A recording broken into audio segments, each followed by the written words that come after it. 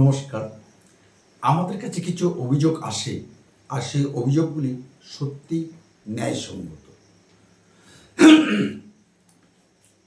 ন্যায়সঙ্গত এই কারণে বলছি, বেশ কিছু ছাত্রছাত্রী যারা শেষের কবিতার সাথে যুক্ত নয়, শেষের কবিতা পাঠকেন্দ্র কিংবা শেষের কবিতা সুন্দরবন ইউটিউব চ্যানেলের সঙ্গে যুক্ত নয়, পরীক্ষার পরে আমাদের কাছে আমাদের হোয়াটসঅ্যাপে বা সাক্ষাতে বেশ কিছু ছেলে মেয়ে ছাত্রছাত্রী অভিযোগ করে যে স্যার ৫ নম্বরের প্রশ্ন এবং ২ নম্বরের প্রশ্ন আমরা কমন পাইনি।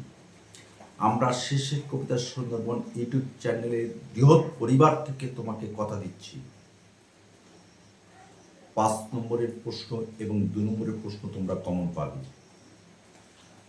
আজকে West Bengal state university 6th semester minor syllabus অনুসারে আমরা ৫ নম্বরের সাজেশন দিয়ে দিচ্ছি। তোমরা খাতা পেন নিয়ে বসে পড়ো, লিখে নাও। ১০০% নিশ্চিত তোমরা এই প্রশ্নগুলো আসবে। চ্যালেঞ্জ আমি অ্যাকসেপ্ট করলাম। লিখে নাও। ১ দাগ টিকা। সঙ্গ বা সমিতি, এখান থেকে সমাজ ও সঙ্গের মধ্যে পার্থক্য লেখো। ৫ দাগে মেনলি তোমাদের যেটা আসবে, পার্থক্যটা বেশি করে পড়বে। সমাজ ও সঙ্গের মধ্যে পার্থক্য লেখো। প্রতিষ্ঠান বলতে কি বোঝো? প্রতিষ্ঠান বলতে কি বোঝো? সঙ্গ ও প্রতিষ্ঠানের মধ্যে পার্থক্য লেখো। হাসপাতাল কি একটি সঙ্গ বা প্রতিষ্ঠান? আলোচনা করো। এটা কিন্তু বড় প্রশ্নের জন্য ইম্পর্টেন্ট। আবার বলছি, প্রতিষ্ঠান বলতে কি বোঝো? সঙ্গ ও প্রতিষ্ঠানের মধ্যে পার্থক্য লেখো। হাসপাতাল কি একটি সঙ্গ বা প্রতিষ্ঠান? আলোচনা করো। সামাজিক সংহতি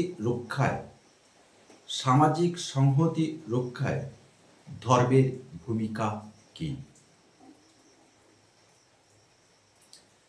জাত বা বর্ণ কাকে বলে? খুব মোস্ট ইম্পর্টেন্ট প্রশ্ন এটা। জাত বা বর্ণ কাকে বলে?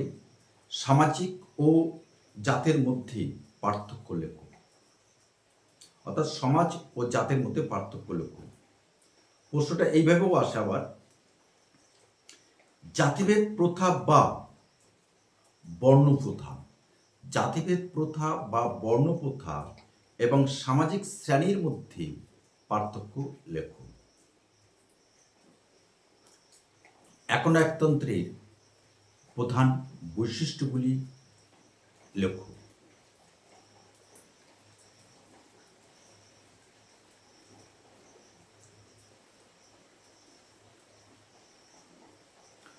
প্রত্যক্ষ ও পরোক্ষ গণতন্ত্রের মধ্যে পার্থক্য লেখো। প্রত্যক্ষ এবং পরোক্ষ গণতন্ত্রের মধ্যে পার্থক্য লেখো, মোস্ট ইম্পর্টেন্ট। এটাও তো আমরা দিয়ে দিয়েছি। শ্রেণী কাকে বলে? শ্রেণী ও জাতের মধ্যে পার্থক্য আলোচনা করো। দেখে যান যে প্রশ্নটি, ধর্মনিরপেক্ষতা, এখান থেকে আসবে তোমাদের ভারতীয় সংবিধানের ধর্মনিরপেক্ষতা, ভারতীয় সংবিধানের ধর্মনিরপেক্ষতার আদর্শটি ব্যাখ্যা করো।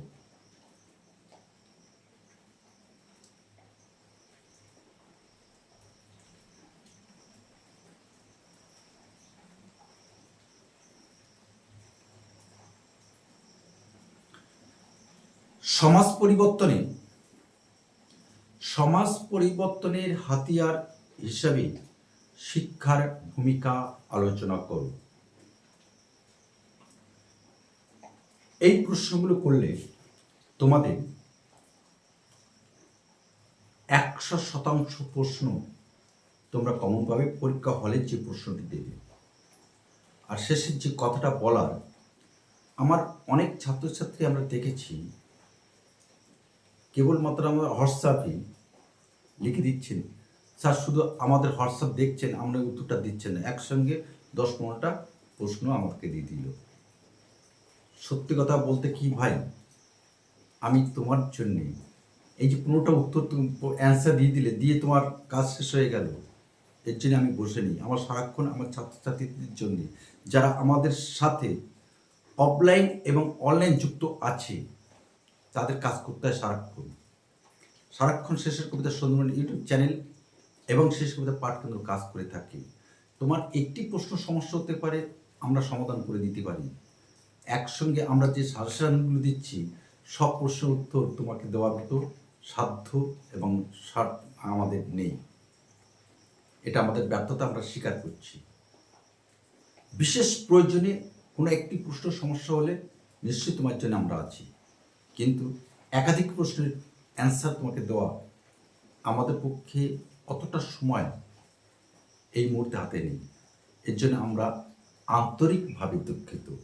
আর আজকে যে ফিলোজফি 6 সেমিস্টারের মাইনর যে 5 নম্বরের প্রশ্নের আমরা যে সাজেশনটা প্রকাশ করলাম, তার প্রশ্নগুলি তোমরা যদি উত্তর পেতে, যারা টিউশনি পড়ো না, প্রাইভেট টিউটর নেই, যারা আমার মতো পণ্ডিতদের সঙ্গে যাদের সম্পর্ক নেই, তাদের যদি বিশেষ কোনো সমস্যা হয় আমাকে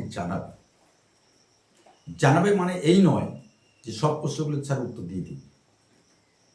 এক্ষেত্রে আমাদের একটু সমস্যা হয়, আমাদের দুর্বলতা স্বীকার করতে কোনো অসুবিধা নেই। তো আজ এখানে রাখলাম। আমরা পরবর্তী ভিডিও প্রকাশ করব philosophy minor 6 semester West Bengal state university 2 marks question, most important এবং পরীক্ষার পক্ষে তোমাদের ভীষণ উপযোগী। সেই প্রশ্নগুলো করলে তোমাদের হয়ে যাবে। তো আজ ভিডিওটা আমরা এখানে রাখছি। আগামী কোনো একটা সময় নিশ্চয়ই তোমাদের সাথে আমাদের দেখা হবে। আর আমরা যা বললাম, তোমাদের যদি কোনো কথা থাকে নিশ্চয়ই আমাদেরকে কমেন্টস বক্সে জানিয়ে দেবে। তোমার কমেন্টসের জন্যে আমরা অপেক্ষায় রইলাম। ধন্যবাদ। সকলেই ভালো থেকো, সুন্দর থেকো এই বৃষ্টি মুখর সকালে। নমস্কার।